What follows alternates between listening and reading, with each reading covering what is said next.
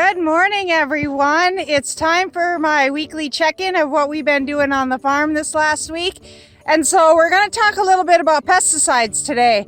I know that's a subject a lot of people question and have concern about. So pesticides is a big blanket term that covers a lot of different things. And you think of ag as being a major player in the pesticides, which they are, but you have to remember that if you have an exterminator in your home, someone that comes and takes care of rats or mice, puts out bait, if you have a spider problem, a cockroach problem, a termite problem, if you have someone come and spray your evergreen trees for bugs, all those situations are using some kind of pesticide.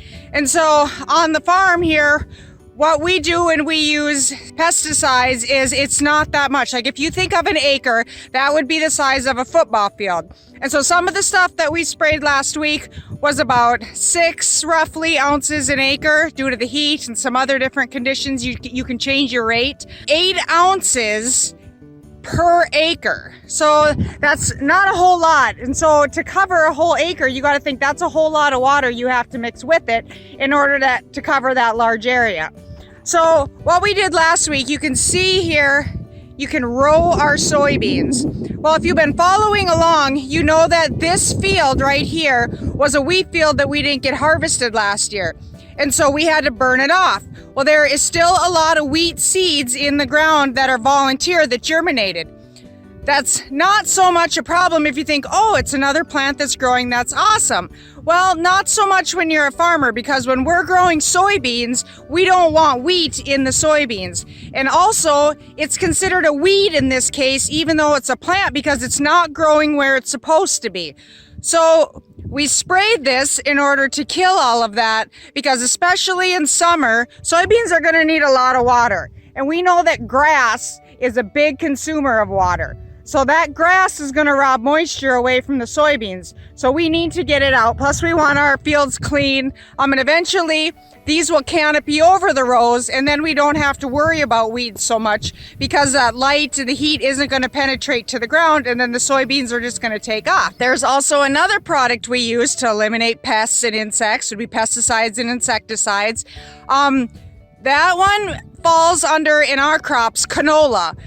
Flea beetles are a big thing, and you have to go out and scout for them very early in the year after canola emerges, because those things will wipe a field out in no time. The best place to look for those is along tree lines and your field borders. And then same later in the year with soybeans, we watch for aphids.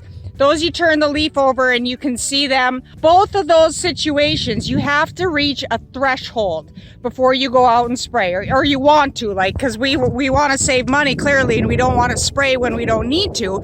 But also if you spray and you don't need to, some of those bugs are going to build a resistance to that product. So we only want to go out and spray when we absolutely need to, whether it be for weeds or bugs. So we've had rain. We had it last night, and then we didn't have it, and then we had it the night before. Well, in that middle night, the town around us got hail.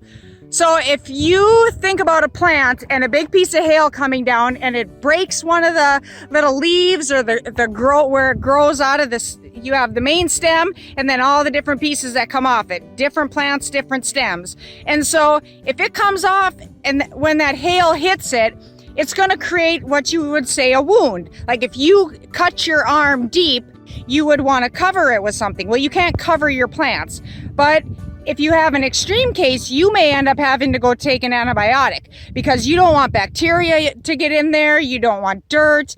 You want to keep it clean. You want to keep your body fighting off diseases. So a lot of people you might see now in areas that got hail will be out spraying, and they are going to be spraying in order to keep those plants healthy, because if you had a major hail event, there's going to be a lot of places in that field that plants have gotten injured, and you want to make sure to keep them healthy because it's so early in the growing stage.